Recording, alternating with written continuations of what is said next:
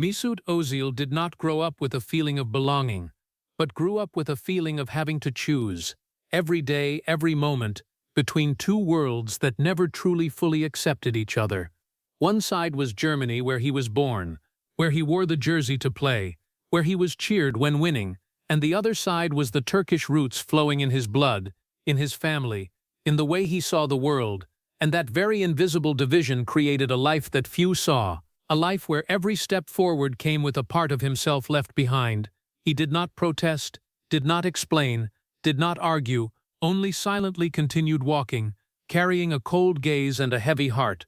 When he played football, he was German, but when the team failed, he was reminded as an outsider, a person not belonging enough, and throughout many years Özil had learned to live with that, not through opposition, through the persistent will of a person who knew he had to be better, had to be more perfect, had to contribute more, just to stand on equal footing with others. And perhaps what made him different was not only talent, but the way he continued moving forward, even when there was nowhere that truly called him theirs. A life split in two, but never allowing himself to collapse before that division. And precisely in that silence, Mesut Özil had built a career that very few players of the same generation could match. He was one of the greatest playmaking midfielders in the world.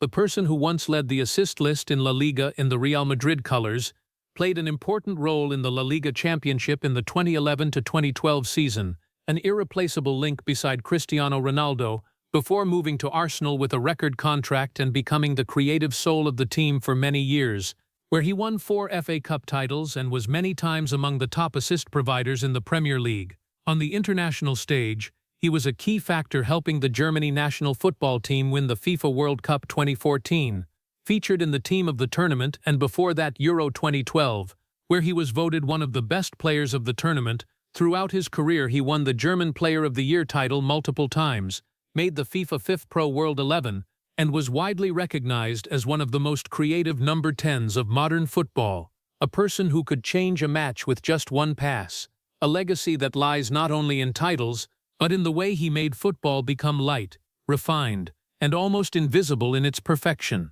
Before we delve deeper into Mesut Özil's story, please hit subscribe and leave a heart. That is how you acknowledge a person who gave everything but still had to learn to endure in silence. And if you want to understand why a genius like him had to live between two lives for 20 years, stay until the end.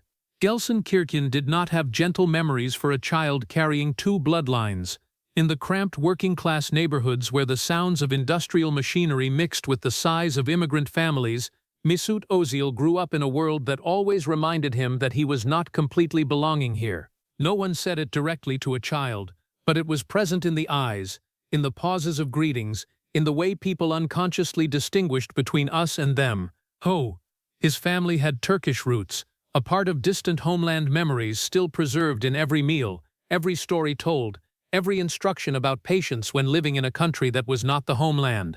But outside the door of the small apartment, the world operated differently. At school, the boy Özil did not need to do anything wrong to become different.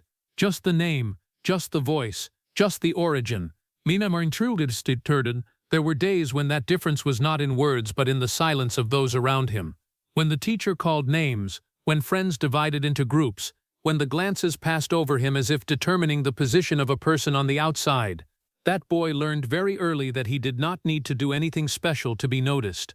His existence alone was enough to make him different.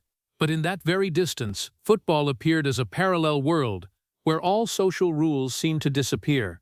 The street football fields in Gelsenkirchen had no nationality boundaries, no questions about origin, only the ball, the ground, the sound of running feet, and the spaces waiting to be filled. And in that world, Özil was no longer the outsider. Football became the first language he learned to communicate with the world. No need for words, no need for explanation, just touching the ball at the right rhythm, moving at the right moment. And in that brief moment, all boundaries dissolved. But even on the field, the feeling of belonging was not complete. When the match ended, when street lights replaced the teammates' gaze, the real world returned to its original state.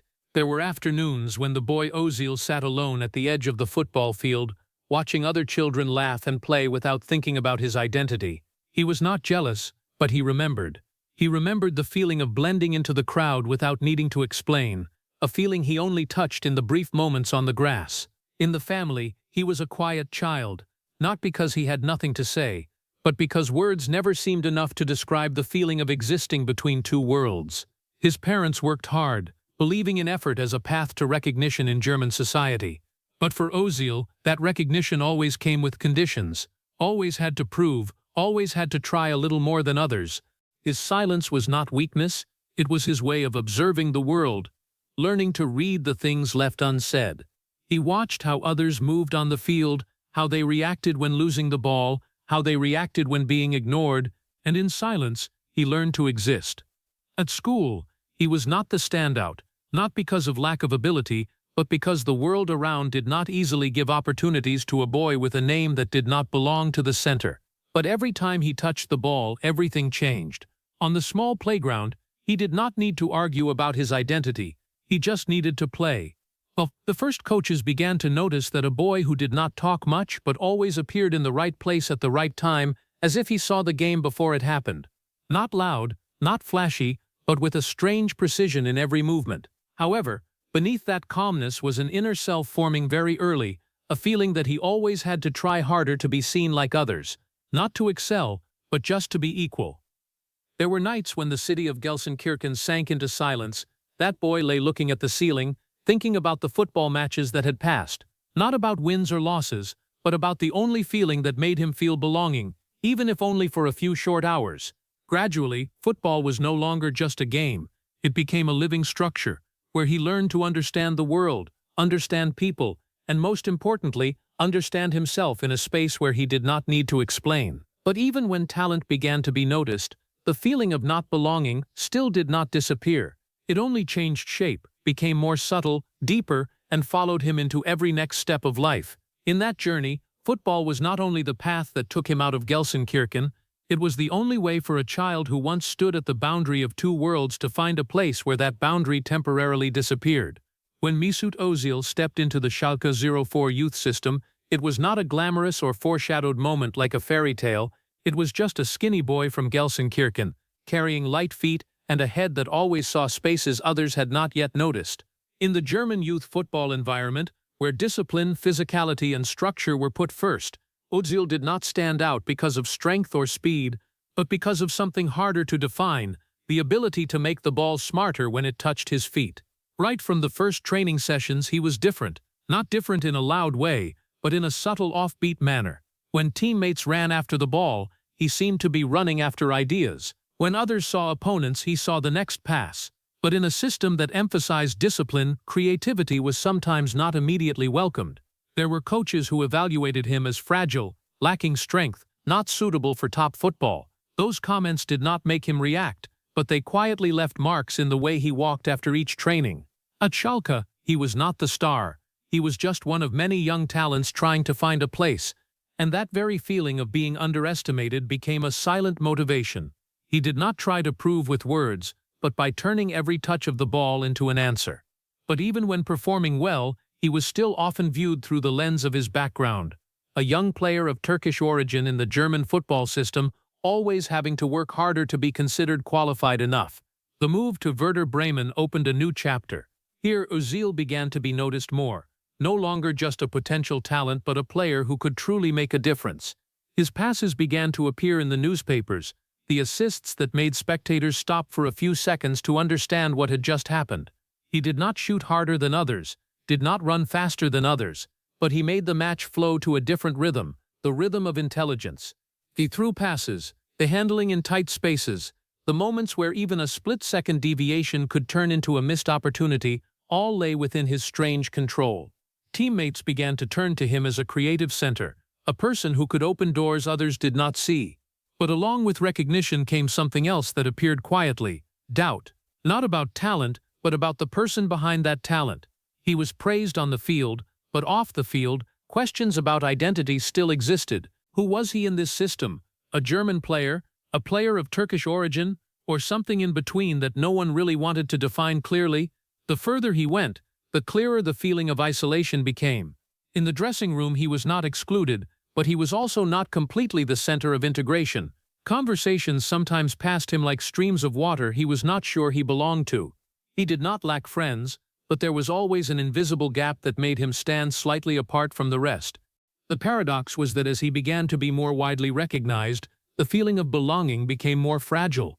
On the field, he was the one creating connection between players, but off the field, he himself was the one who found that connection the hardest. Every compliment given to him professionally seemed to come with a question mark about who he was. Voice. In Bundesliga matches, Özil gradually became a name mentioned more often. His assists began to carry their own mark, light, precise, almost without unnecessary effort. But that very ease made many people not fully understand his value. They saw the result, but not the process. And in all of that, he still kept his familiar silence. No reaction, no argument, no trying to change how others saw him with words. He let football do that. But football, no matter how powerful, was not always enough to erase prejudices that had formed earlier. At Werder Bremen, he was no longer an anonymous boy, but not yet a complete symbol. He stood in a space in between, where the light had begun to touch, but the darkness had not completely left. And precisely in that in-between space, something important began to form. The understanding that talent could take him very far, but did not guarantee that he would always feel he belonged where he stood. Voice. That was the phase where football was no longer just a path out of the old life. It became a more complex journey, where every step forward came with a question that had no clear answer. Whether when standing at the peak he would truly be seen as his true self, or still just a version that others wanted to assign to him. When Mesut Özil put on the Germany national football team jersey, it was not only a step forward in his career, but a moment that reshaped the entire way the world looked at him. From a young talent at Werder Bremen, he stepped onto the biggest stage of international football, where every pass was counted not only by effectiveness but also by symbolic meaning. He no longer played only for a club, he played for a nation, a system, a history full of pride and pressure. Right from the first matches, Özil made people notice. The soft touches, the passes that tore through defenses, the spaces he saw before others realized, all made him one of the biggest hopes of the new generation of German football. He was not the loud type of player, but every time he touched the ball created the feeling that the match was being rewritten to a different rhythm. Voice. However, along with that halo came increasing pressure. When he became part of the national team, he was no longer simply a developing young player. He became a symbol of a generation, a representative of a country where he was born but had never truly felt he completely belonged. And that created a silent tension within him between having to represent and the feeling of not being completely represented. In the German colors, he was expected to be perfect, not just good, but to fit the model, the spirit, the identity that people wanted to see. But inside him, there was still another part, the part tied to his roots, to family, to the memories and culture he grew up with. Those two parts did not conflict directly, but they always existed in parallel, like two streams that never completely merged. Voice. Every time he stood on the field, he faced not only opponents, but also an invisible question: who was he representing? That question was never asked directly, but it always existed in the way he was perceived. When he played well, he was pride. When the team failed, he became part of the debate. And in both cases, his identity was always pulled out to be analyzed, explained, defined. The further he went, the more refined but also more fragile his freedom in playing style became. At club level, he could create, take risks, play on instinct. But in the national team colors, everything became heavier. Every pass was not just a technical choice, but a collective expectation. He was no longer just playing football, he was representing. When that contradiction began to affect the way he existed on the field, he still created genius moments, but there was always an invisible layer of control around him, as if he no longer completely let himself into the game, but always had to consider how he was perceived. That did not diminish his talent, but it changed the feeling of freedom that was the deepest nature of a pitch artist.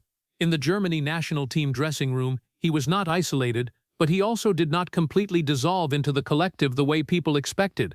He communicated, he collaborated, he played as part of the system, but inside, there was always a hard-to-name gap, not between him and his teammates, but between him and the image others had assigned to him.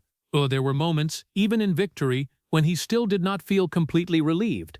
Because victory did not erase the ambiguity about himself, and failure made the questions even clearer. He began to live in a special state. Success was not enough to free him, but failure was also not enough to define him. Voice. That was the phase when Mesut Özil began to become two people at the same time.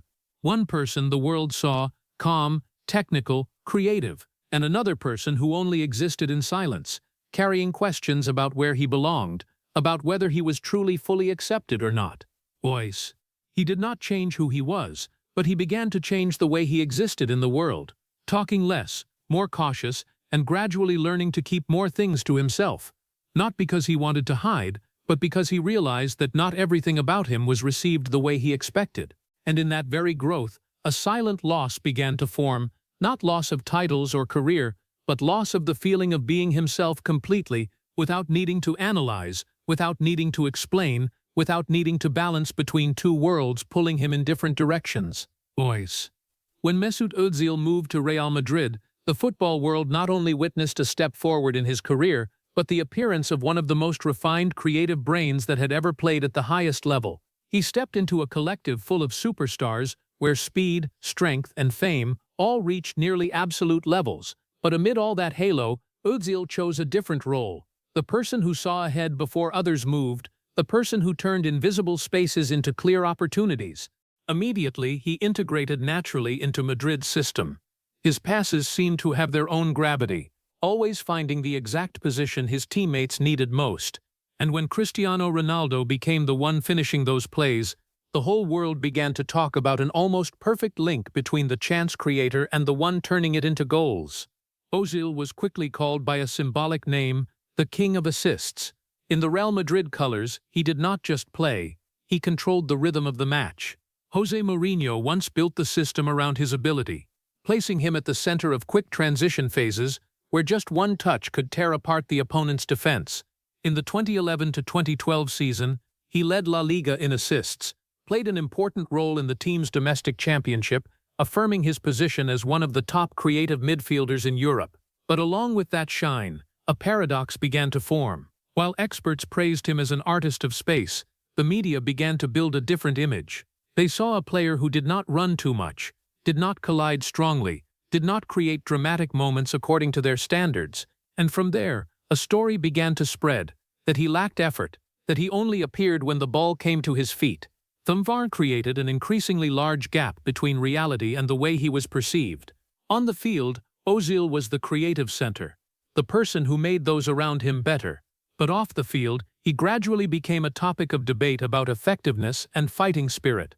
Things that statistics could not measure, like vision rhythm, space, or a pass that unlocked the match, were reduced to lazy movement in the eyes of those who only looked at the surface.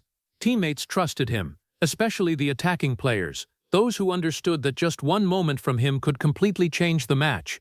But even in that peak environment, pressure from outside was always present. Every match was not only 90 minutes on the field, but also 90 minutes of non-stop evaluation from global media. The more successful he became, the more he was analyzed. The more assists he provided, the more people expected him to show in a different way. And precisely in that paradox, an invisible gap began to form between his true self and the image the world wanted to see.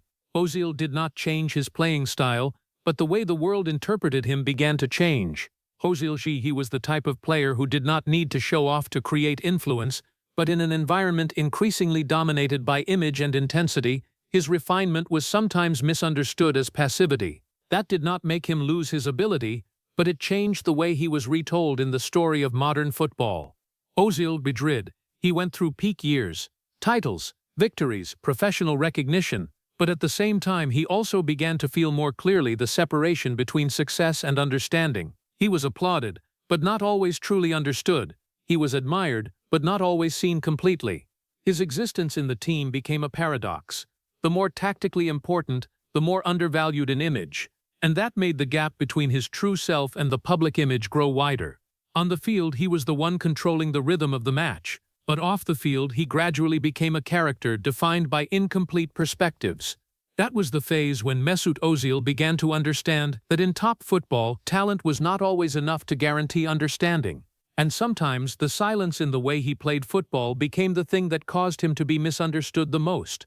While Mesut Özil's career continued to expand at the peak of European football, one thing became increasingly clear. He was not the type of player who reacted to the world with words. He did not argue with the media, did not respond to criticism, did not step into public confrontations. Instead, he chose a different language: silence. But in the modern football world, where every action was analyzed, where every expression became a headline, silence was never understood in a neutral way. For Özil, silence was not seen as calmness or focus. It was interpreted as indifference, lack of responsibility, even a sign of withdrawing from pressure. And that began to create a new gap between him and the outside world. At the highest level, especially in the Arsenal colors, he became the focus of every debate. Every match, every result, every period of form led to non-stop analyses. But while the outside world was always noisy, Özil chose to keep everything inside. He did not react publicly, did not join the media whirlwind, did not try to change how others saw him with words. That choice at first seemed like a form of inner strength, a player not drawn into outside noise, focused on football, maintaining professionalism.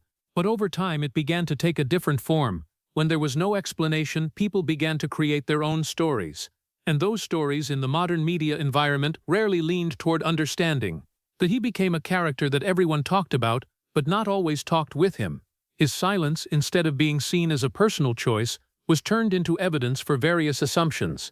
And that gradually distorted his image over time, distancing it from the true person on the grass. In the dressing room, he was still part of the collective, but not always at the center of emotional exchanges. He communicated when necessary, collaborated when necessary, but rarely stepped into long debates, not because of lack of opinions, but because he seemed to understand that not everything needed to be said to become clear. However, in the modern football environment, where personal image became increasingly important, that silence became a kind of void easily filled by speculation. When a player said nothing, the outside world would speak for him. And in Özil's case, those words did not always reflect the truth.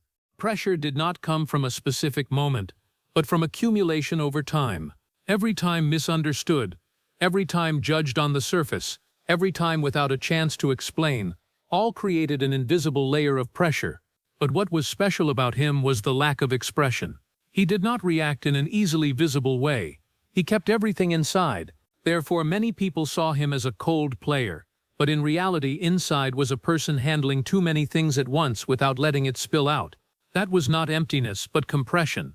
And that compression, over time, created a special kind of isolation, not being separated from the team, but being separated from the way the world interpreted him. Even in successful periods, when he assisted, when he led the play, when he became the center of important victories, the story about him still did not completely change. His success was recorded, but his personality was still questioned, and that very inconsistency made it increasingly difficult for him to find a unified image of himself in the public eye. When in the football world, where emotions were often expressed clearly and strongly, Özil existed like a kind of opposite. He did not need to show too much to prove his existence on the field. But that very thing made him easily misunderstood in an environment that demanded continuous showing. Gradually, isolation was no longer just a passing feeling. It became part of the way he existed in the top football system. He still played, still assisted, still played an important role, but there was always an invisible layer of distance between him and the way the world looked at him. And in that distance, his silence was no longer simply a choice. It became part of a bigger story. The story of a person living in a noisy world, but never completely blending into that noise, even though he was standing right in the middle of it. When Mesut Özil stepped into the journey with the Germany national football team at the FIFA World Cup 2014, it was not just a tournament, but the moment that defined his entire career, where a player once questioned about identity, finally stood on the world's biggest stage and proved his value with the only language he had always trusted: football. From the first group stage matches, Özil did not need to score to become the center of attention, because the way he controlled the match rhythm, the way he opened space for teammates, and the way he turned seemingly deadlocked situations into opportunities made him one of the most important links in the German national team's tactical system. Throughout the tournament, he was not the loudest to appear, but he was the one connecting everything. Each of his passes was like a solution to complex problems on the field, where the opponent's defense was stretched by decisions that seemed simple but carried deep strategy. Although not always mentioned as much as the goal scorers, his influence was irreplaceable, and that made him the quiet belief of the entire team in the journey to conquer the World Cup. As Germany advanced deep into the tournament, the pressure did not decrease but increased, but Özil still kept his familiar calmness.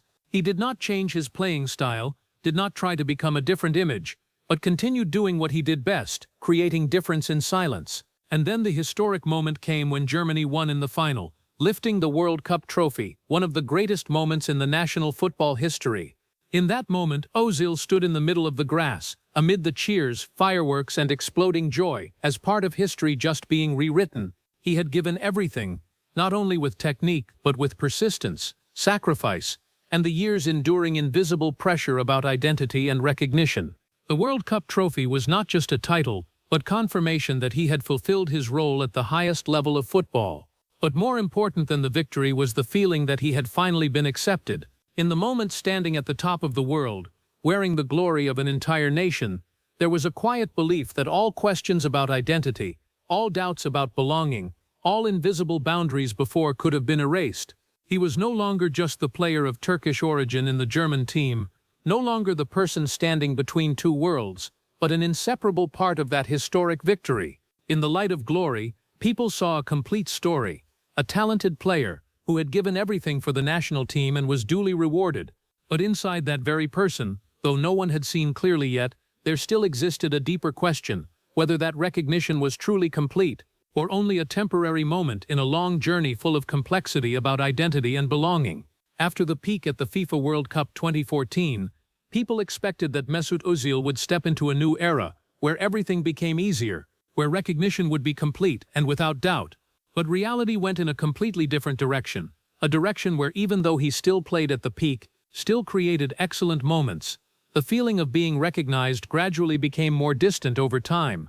When moving to Arsenal with the expectation of becoming the creative center of the team, Özil quickly proved his value with world-class assists, refined handling, and the ability to open up the match in just one moment. He became one of the most important players of the team, the person teammates always turn to when needing a different idea in deadlocked moments. But along with that prominence, pressure also began to increase in a way not immediately visible. At first he was praised as one of the most creative number 10s in Europe, a player who could change the course of a match with intelligence rather than strength. But over time, the way people talked about him began to change. Compliments were gradually replaced by questions about stability, about the ability to handle pressure, about playing intensity. Even though the assist numbers were still impressive, his image in the public eye no longer maintained the unity as before. One of the biggest paradoxes in this phase was that his contributions were sometimes taken lightly over time. The decisive passes, the moments unlocking defenses, the matches where he was the creative center, all gradually obscured by debates revolving around playing attitude or impact level according to traditional views. That created a special feeling. The smarter he played football, the more he was judged by standards that did not reflect the true nature of his style. In the dressing room, Özil was still a player respected professionally, but outside the grass, the story about him began to split into different layers. One layer of admiration and one layer of doubt. He did not change his playing style, but the way he was perceived changed continuously over time, and according to the collective results, media pressure began to become a fixed part of his playing life. Every match was not only evaluated by results, but also by the way he moved, the way he participated in off-ball situations, the way he showed energy on the field. Factors that were previously little noticed now became important evaluation criteria, and in that system, the refinement in his playing style was sometimes not recognized at its true value. What made this phase heavier was not a specific event, but the accumulated feeling that even though he still contributed, still assisted, still influenced the match, the recognition given to him was no longer as complete as before. His contribution still existed, but the story around him began to be written in a different direction, where doubt gradually replaced understanding. He did not step into debates, did not try to change the way others interpreted him with words. He let football continue to speak for him, even though it became increasingly clear that football was not always strong enough to change prejudices that had formed. And precisely in the Arsenal phase, the contrast between his true self and the public image became clearer than ever. On the field, he was still one of the most excellent creative brains, but off the field, the story about him gradually became an endless debate, where his true value was not always seen fully. That was the time when Mesut Özil began to feel clearly that in top football talent could take you very far, but was not always enough to keep you understood correctly.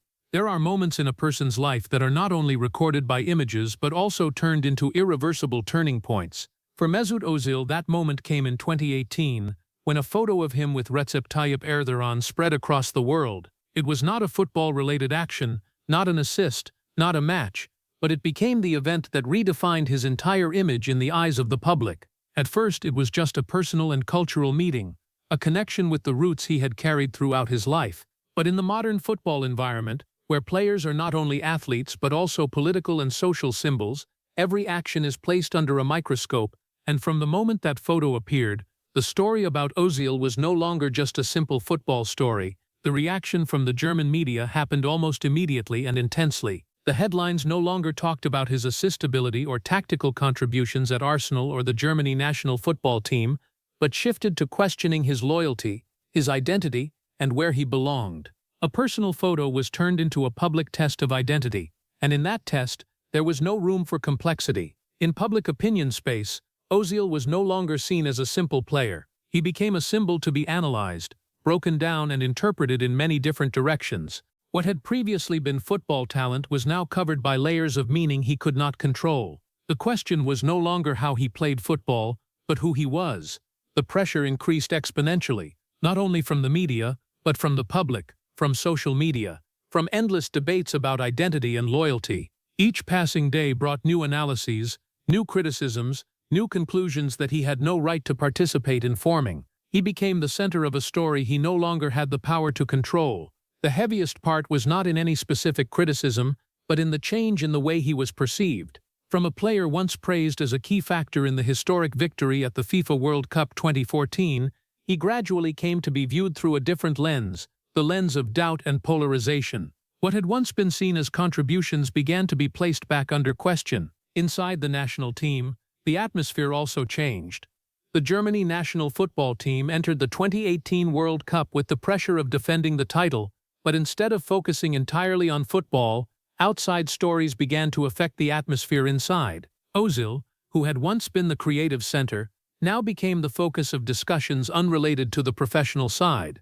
He did not try to turn the story in a direction beneficial to himself with words, but that silence, as in previous periods, was again understood in many different ways, and in an already tense environment, that silence was no longer read as calmness, but as a void for others to fill with speculation. As the tournament progressed, the pressure did not disappear, but only grew thicker with each match. And when the German team could not advance deep, the failure was not only analyzed tactically, but was also pulled into stories that had existed before. Özil, although still a player in the collective, became one of the names mentioned most often in the wave of criticism after the tournament. We played playmakers.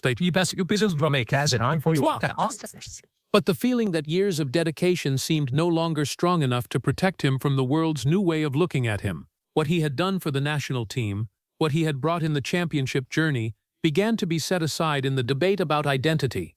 From the inside, the feeling of turning away gradually became clearer. It was not a collective turning away from everyone, but a change in the atmosphere, where a player once seen as pride now had to face questions with no simple answers. He was not only judged by his form, but by factors beyond the grasp, and in all of that, Özil still continued to walk forward. But that walk was no longer the same as before. It was heavier, slower, and carried the feeling that whether he explained or not, the story around him had gone far beyond what he himself could control. After the controversy surrounding the photo with Recep Tayyip Erdoğan, the pressure Mesut Özil faced was no longer just about football, but became a storm covering his entire existence. Entering the FIFA World Cup 2018, he was no longer the playmaker mentioned with admiration, but a name placed under a series of questions, pulled into the center of a story far beyond the grass. From a player who once brought pride at the World Cup 2014, he suddenly became the focus of every debate, where every mistake of the team was referred back to one individual. Throughout the tournament, Germany entered each match with heavy pressure, but for Özil, that pressure took a different shape. He not only had to play for victory, but had to play in an environment where every touch of the ball was analyzed not only professionally, but also symbolically. His passes were no longer seen as before. They were placed in a lens of doubt, where every action could be interpreted negatively. When the German team was eliminated early, disappointment spread across the country, but the story quickly went beyond the scope of sports. Özil became the focus of a wave of criticism, not only because of his performance on the field, but because of all the stories that had accumulated before. His past contributions, the moments he once helped the team reach the peak, were gradually forgotten in the wave of emotion from the failure. The heaviest thing was not being criticized, but the way he was placed in the position of the main person responsible for a collective failure. In the eyes of the public, the story became simplified to a cruel level, one individual seen as the cause of a complex result. And in that process, his entire long journey of dedication seemed reduced to a single moment. Inside the Germany national football team, the atmosphere also changed. The pressures from the media, from public opinion, from the expectation of defending the championship title, all mixed together to create a heavy environment. Özil, who had once been the creative center in the 2014 victory, now stood in the eye of the storm of disappointment. He did not respond with words, did not enter into arguments, but his silence this time no longer carried the feeling of calmness as before. It became a more closed shell, a way to exist amid waves of criticism that kept increasing. And that very thing made the gap between him and the outside world grow wider. In the days after the failure, the story did not stop at football. It became a debate about identity, about loyalty, about the role of a player in modern society. But in all those debates, very few people stopped to look at the emotions of the human being behind the name constantly mentioned in the media. For Özil, that was the moment when faith began to waver. Not faith in his own ability, but faith in the idea that dedication could be recognized in a complete way. He had once stood at the top of the world, once been cheered as part of German football history, but after just one tournament, everything seemed to be reset from the beginning. During that time, the feeling of isolation was no longer a passing state, but became a prolonged reality. He was still a player at the highest level, still played, still contributed, but the feeling of belonging, the thing he had been searching for since childhood, began to feel more luxurious than ever. That was the phase when Mesut Özil not only faced failure on the grass, but also faced a profound change in the way the world looked at him, and the way he began to look back at his own journey. After all the noise, the criticism, and the collapse of trust in the FIFA World Cup 2018, Mesut Özil finally stood before the world to say what he had kept in silence for many years. It was no longer a normal statement from a player, but a closing declaration, a line redrawn between him and everything that had once defined his international career. In that moment, his words about identity, about feeling he was only recognized when winning, and seen as an outsider when failing, became one of the most controversial and most repeated statements in modern football. Those words did not come from a momentary reaction. They were the result of many years of accumulation, of experiences from Gelsenkirchen to the top of the world, of moments of glory mixed with the incomplete feeling of belonging. When he spoke, it was not just a player responding to the media, but a person finally allowing everything that had been suppressed in silence to appear. Right after that statement, the decision to leave the German national team was made. It was not a light decision, nor a tactical move. It was the end of an international journey lasting more than a decade, where he had once been an indispensable part of historic victories, especially the World Cup championship with the Germany national football team at the FIFA World Cup 2014. But now, that journey closed not with applause, but in deep division about how the world perceived him. The emotion at that time was not only anger or disappointment, but a form of prolonged fatigue. Fatigue from having to explain, fatigue from having to prove, fatigue from the feeling that no matter what he did, his image could not be separated from the stories already written around him. And in the moment of announcing his departure from the team, all those emotions were no longer hidden. The decision to leave marked a clear ending. Mesut Özil was no longer part of the German national team. A long chapter in his career closed, not because of age or form, but because of a rupture in trust between individual and collective, between player and system, between image and identity. It was one of the rare cases in modern football where an international career ended not with a final match, but with a statement. The reaction from the football world and the public immediately split in many directions. Some saw him as a player who had been treated unfairly, a person who had given everything, but did not receive corresponding understanding. Others saw his decision as a controversial ending, a big question mark about the role of identity in modern sports. But no matter which side, no one could deny that that moment had changed the way his story was told. In the days after the statement, the media continued to analyze every word, every detail, every expression in his speech. But behind all those analyses was a simpler reality. A player who had once stood at the top of the world with the Germany national football team had now left it in a state that was no longer emotionally intact. Fans also reacted in many different ways. Some regretted a great talent who had been tied to the team's success. Some sympathized with the prolonged feeling of being misunderstood that he described. And some saw his departure as an inevitable part of a debate that had never had a clear solution. But for Özil himself, the most important thing was no longer about who was right or wrong. What remained was the feeling that a large part of his international journey had closed in a way no one could go back to fix. It was not the end of his football career, but the end of a relationship with the national team that had defined an important part of his life. From that moment, the image of Mesut Özil in the German national team colors became a completed but complex memory. A memory of glory, of controversy, of pride, and also of division. And in that memory, his final words not only marked a decision, but also became the closing point of a story that had lasted for many years, the story of a person living between two worlds, but never feeling he completely belonged to either one fully. After leaving the national team, Mesut Özil stepped into a phase that was supposed to be the stable final chapter of his club career, but instead became one of the most complex and quietest periods of his life. At Arsenal, where he had once been the creative center and a symbol of artistic play, everything gradually changed over time, not by a single shock, but by slow but certain changes in the way he was used and perceived. When Mikel Arteta took over the team, the tactical structure and personnel direction began to change. In the new system, Özil's role was gradually reduced, not because he had lost his skills, but because of the change in football philosophy and tactical requirements. From a player capable of shaping matches with creative passes, he was gradually pushed out of the team's main plans. Instances of not being in the matchday squad began to appear more frequently, and each time the atmosphere around him became a little heavier. What was special in this phase was not the absence on the field, but the way he reacted to it. There were no public statements of protest, no loud arguments in the media, no long explanations. Instead, Özil chose a familiar path that became increasingly clear: silence. He did not turn internal decisions into public confrontations, did not take the story outside the control of the dressing room and coaching staff. That very silence was once again interpreted in many different ways. For some, it was professionalism, the way an experienced player faced adversity. But for others, it was a sign of withdrawal, of a person who no longer wanted or was no longer allowed to speak in the environment where he had once been the center. As time passed, the gap between him and the main squad became clearer. Training sessions still happened, but his role in official matches gradually disappeared. In that space, Özil did not create conflict, but he also no longer appeared in decisive moments. He existed in the system, but was no longer part of the moments that shaped results.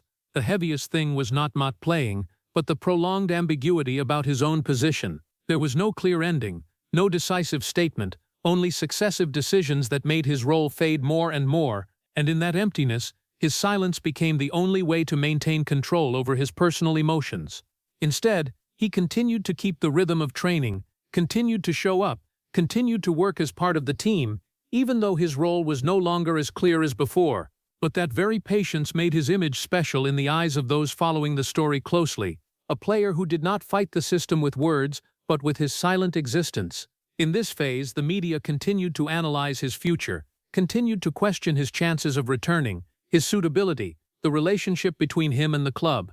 But Özil did not participate in those debates. He did not try to rewrite the story with words, but let it unfold in its own way, even if that meant he was gradually pushed out of the center of the modern football story. Özil's withdrawal from the media spotlight did not happen suddenly. It happened step by step, with small decisions, with phases of no longer appearing before the public. He did not disappear completely, but his presence became thinner, as if he was separating himself from a world where he had once been an important part. In all of that, silence was no longer just a reaction. It became a way of living, a way not to be drawn into endless debates, a way to keep some control over himself in an increasingly unpredictable environment. But that silence also came with a price. It made him more distant in the eyes of the public, made the story about him harder to understand, and made the gap between his true self and the outside image continue to widen. However, for Özil, that was perhaps an acceptable price to keep something more important: inner peace. And in the final phase at Arsenal, amid tactical changes, personnel decisions, and prolonged silence, Mesut Özil no longer tried to argue with the world. He only chose to exist in the way he could control, silence, continuation, and acceptance that not every story needs an explanation to end. After many years living between pressure, controversy, and long periods of silence in his Arsenal career, Mesut Özil began to step out of the whirlwind of top football in a way that was not loud. There was no big announcement, no glamorous farewell moment, just a gradual shift toward a different life where simple things began to carry more meaning than fame. The center of that new life was family, especially life beside Amini Kulsha, the wife who always held a stable and discreet role in his private world. In the family space, Özil was no longer the player analyzed in every match, every pass, every tactical decision. He was a husband, a father, a son, roles that needed no evaluation from the public. The arrival of children marked a profound change in the way he perceived time. Mornings no longer began with match schedules or training pressure, but with ordinary family moments. Taking the kids out to play, sitting at the dining table, or simply spending time at home became important parts of life that he had rarely had the chance to experience fully before. Moving away from the top football environment was not a sudden break, but a gradual transition process from a world where everything was measured by results, achievements, and continuous evaluation. He stepped into a space where value was no longer defined by numbers or newspaper headlines. There, small things began to carry greater weight, peace, presence, and time for those closest to him. When no longer caught in the harsh rhythm of top football, Mesut Özil began to find a different kind of balance. Not balance between form and pressure as before, but balance between the public person who had existed and the private person he had to set aside for many years. The days without the grass helped him look back at the path he had taken with a slower perspective, less dominated by immediate reactions from outside. When the new life, values once obscured by fame, began to become clearer, family stability, unsupervised ordinary moments, and the feeling of not needing to prove anything to the outside world gradually became the focus. He was no longer in a state of constantly meeting the expectations of millions of people, but instead was learning to be fully present in the closest relationships. Even though he had left the top grass, football memories did not disappear completely. They still existed as part of who he was, but were no longer the center of everything. The years playing for the Germany national football team, the peak moments at Real Madrid or Arsenal, all now became completed chapters that no longer controlled his current life rhythm. The most important change was not in the circumstances, but in the way he redefined success. Before, success was measured by titles, assists, and recognition from outside, but in his current life, success began to take on a different meaning: peace, the ability to slow down, being with loved ones without interruption from stadium lights or a packed schedule. These new values did not come suddenly, but formed over time, through the gradual withdrawal from the noisy rhythm of professional football. And in that process, Mesut Özil was no longer the central figure in global football debates, but became a person learning to live with himself in a smaller, quieter, but much more real world. It was a life no longer revolving around attention, but around presence, no longer revolving around being seen, but around living fully in things that did not need explanation. After many years living under stadium lights, media pressure, and controversies that never stopped, Mesut Özil finally reached a quiet but clearly final decision: retirement. It was not an emotional explosion moment, not a grand farewell ceremony, but a quiet closing of a journey lasting more than 2 decades, where football had once been everything, but also where he had paid the highest price. No more intense daily training sessions, no more constant flights, no more pressure to prove himself in every match. His life rhythm slowed down markedly, from a world that always operated at high speed, to a space where time was no longer divided by match schedules or the expectations of millions of fans. In the new rhythm, mornings no longer began with tactics or opponent analysis, but with very ordinary things. Instead of preparing for matches, he spent time with family, with conversations not limited by time, with moments that had almost not existed in the schedule of a top player before. This change was not only about work, but about the way he experienced each day of life. The Germany national football team, Real Madrid, and Arsenal were now just chapters in the past. The stadiums once tied to his name were no longer places he had to return to every week. Playing pressure, media evaluation, endless debates, all gradually moved away from his current life, not by a sudden disappearance, but by fading over time. Focusing on family became the most important thing in this phase. Instead of being defined by his role on the grass, he was defined by more ordinary roles: a father present in his children's lives, a husband there in peaceful moments, a man no longer having to live under the pressure of millions of gazes. Those seemingly simple things became the new foundation for his life. After all the years living under non-stop pressure, the peace he found did not come like a miracle, but like an accumulation. It was the result of moving away from expectations that no longer fit, of stepping out of spaces that had once defined his entire self, and of learning to accept that not every battle needed to be fought to the end. On the contrary, it was existing with the past in a gentler way. The memories of the FIFA World Cup 2014, of the peak moments in his career, of the controversies and pressure afterward, all were still there, but no longer dominated his current emotions the way they had before. Acceptance became the most important part of this phase, not acceptance in surrender, but acceptance in the clear understanding that each phase of life has its own role. What had happened could not be changed, but the way of looking at it could, and that very change helped him step into a different state of living, where there was no longer a need to prove, no need to protect an image, and no need to explain who he was. In this new quietness, Mesut Özil was no longer the center of global football stories. He became a person who slowed down, observed more, and cherished things that had previously been obscured by the light of the grass. And precisely in that simplification, he found a form of freedom that he had taken many years to understand he was searching for. Looking back at Mesut Özil's entire journey, one does not only see a football player, but a life divided into two parallel parts, existing at the same time, but rarely fully merging. One side was the boy who grew up in Gelsenkirchen, carrying Turkish roots, always learning to find his place in a world that never completely called his name. The other side was the football star who once stood at the top of the world with the FIFA World Cup 2014, who once wore the jerseys of great teams like Real Madrid, Arsenal, and the Germany national football team, who was once cheered as one of the most excellent creative brains of his generation. But those two lives, though parallel, never truly became one.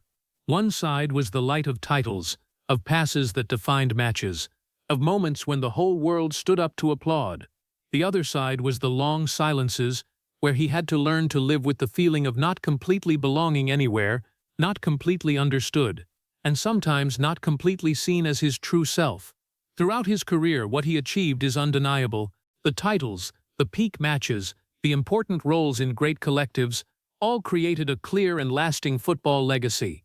He was not only a participant in historic moments, but a creator of them with the refinement in his playing style, with the ability to see things others did not see. But parallel to that, there was always an invisible price, the price of living in misunderstanding, in identity pressure, and in debates that never stopped about who he was.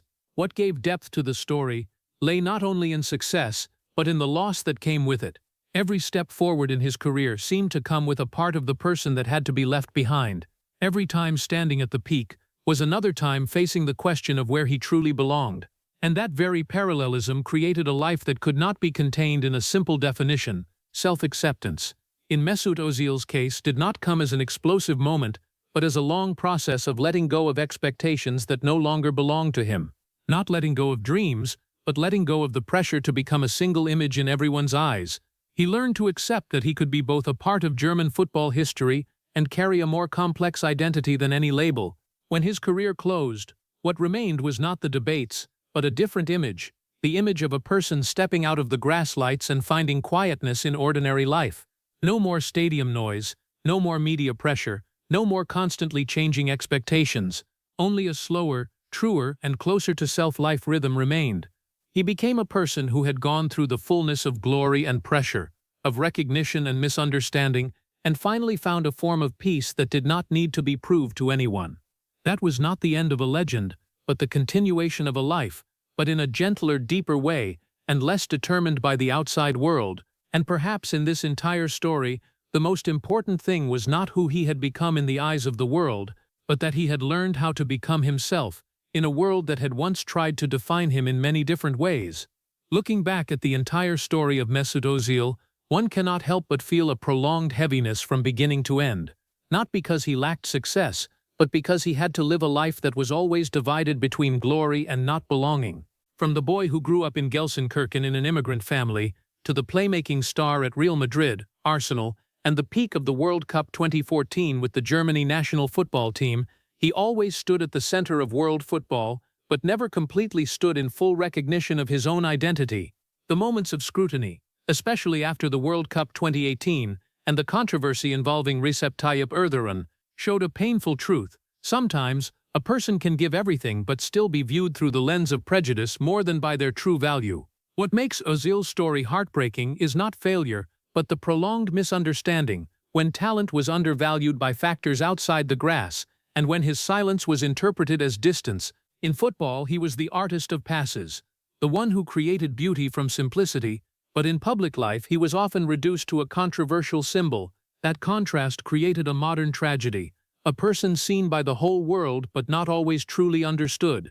From his story, American people can draw an important lesson about fairness in judging people. In a multicultural society, where identity and origins are always diverse, viewing an individual through only one aspect can lose the entire depth of who they are. Success is never just the final result, but also the journey full of invisible pressures that outsiders can hardly see completely. Ultimately, Özil's story is a reminder that a person's value should not be limited by how they are perceived in one moment, but should be understood through the entire journey they have gone through with both light and darkness. If Mesut Özil's story has touched you, please hit subscribe so we can continue exploring the journeys behind the halo that few have ever seen. Thank you for accompanying us, and see you again in the next video, where football stories are not only about victories, but also about life.